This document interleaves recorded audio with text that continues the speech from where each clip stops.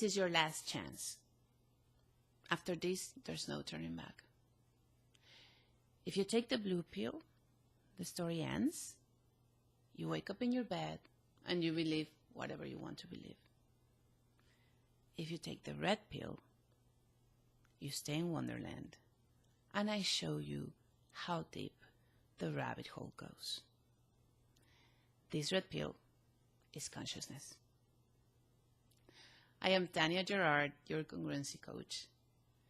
Welcome to a new episode of Conversations on Congruency, the show that explores the elements of the congruency system and how you can use it in your life to integrate the learnings of your experiences, embrace your uniqueness, and own a joyful, peaceful life.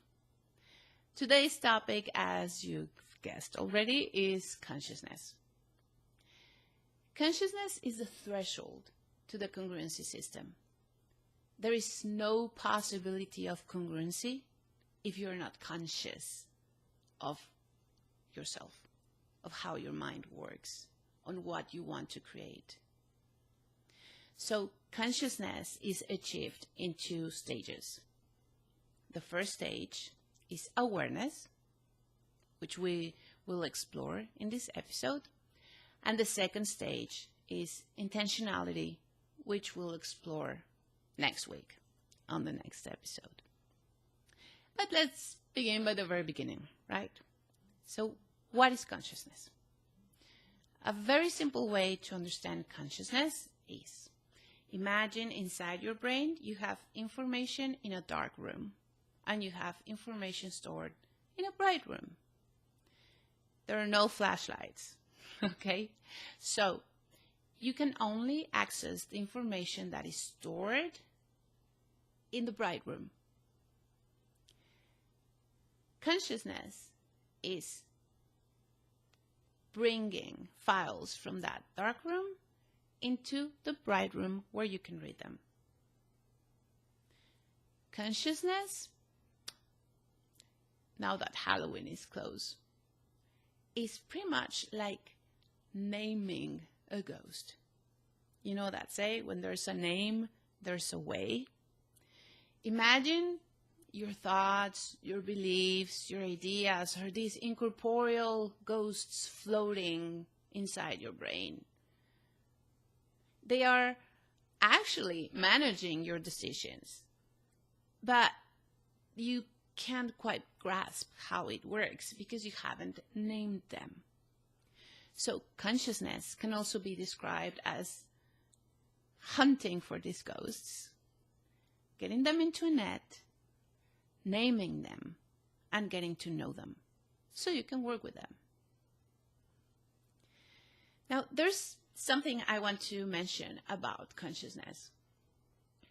Consciousness and mindfulness are related, but they're not the same thing. So mindfulness comes from a Zen practice. That means being present in the moment. It is an act of detachment of our futures and of our pasts, and arriving to that moment fully convinced that that is the best place where we can be. Mindfulness can be achieved through meditation, can be achieved through active meditation, and it is about just embracing the simple things in life that might become invisible for us at some moments. So you can be mindful, you can achieve mindfulness as you peel a garlic then, for example. You can be mindful as you play with your kids in the playground or as you watch them play. Just watch them play without any other thoughts, without any other intentions. You can achieve mindfulness as you work out and you focus on that workout. to just empty your mind. So that is mindfulness.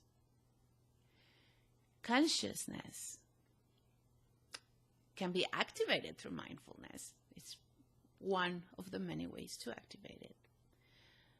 But it's a permanent state. Consciousness is pretty much like the capability of having a camera watching yourself all the time. Consciousness starts with being aware of yourself, aware of what you're thinking, what you're feeling, what you're experiencing, what you are doing. Awareness is free of judgment. Awareness is just raw information. You're not editing that information. You're not doing anything with that information yet. You first need to collect it. Let's make, if you were willing to just experience a short exercise to activate your awareness. So I don't know where you're watching this video. You might be sitting on a couch or in front of a desk, or you might be taking a walk. I want you to please take your hand and touch the surface that is closer to you in this moment. If you want to close your eyes and focus on what are you feeling. Is that surface rough, soft, smooth, edgy? Is it cold? Is it warm? And now bring your attention to your fingertips and to the palm of your hand. Stop feeling the texture and feel your fingertips receiving that texture and sending it to your brain.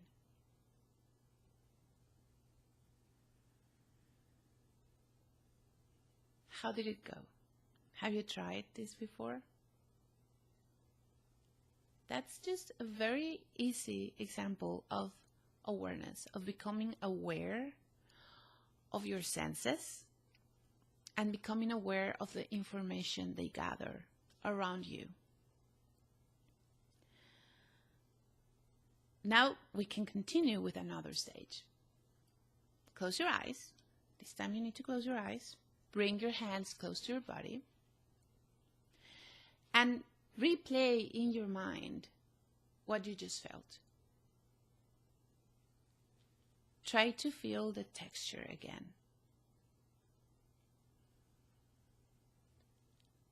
Also activate the feeling in your fingertips and in the palm of your hand.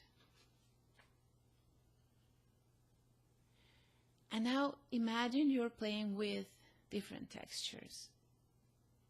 For example, you can imagine you are dipping your hand into a bank of sand and just letting that sand flow. How does it feel? Now imagine you are touching a very soft, very fluffy rug. How does that feel? Well, your senses are your best friends to activate awareness. In order to reach thoughts awareness, you need to start by reaching the awareness of your being in the world, of your way to occupy your space in the world. When you practice and you start becoming aware of your thoughts, aware of your beliefs, you start identifying, for example, some gaps. Like, I am doing this, but I want to do this, so what is missing here? You start to formulate your questions. how can I, why do I, who do I need to be in order to live this life I want? So awareness is critical to establish a conversation within yourself that will start helping you narrate the story of your life. And congruency is about the story of your life.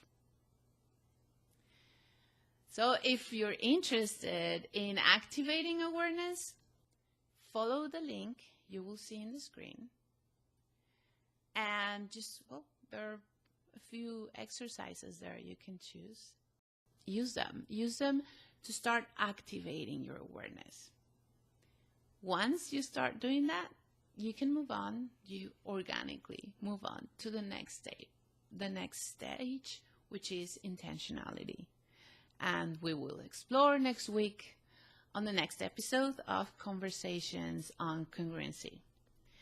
Meanwhile, if you are liking this show, please subscribe to this channel or go and like my Facebook page, Tanya Gerard, Life Coach, and I will be posting these episodes every Thursday.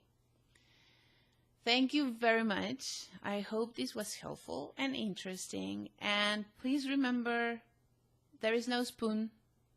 You are the one who bends.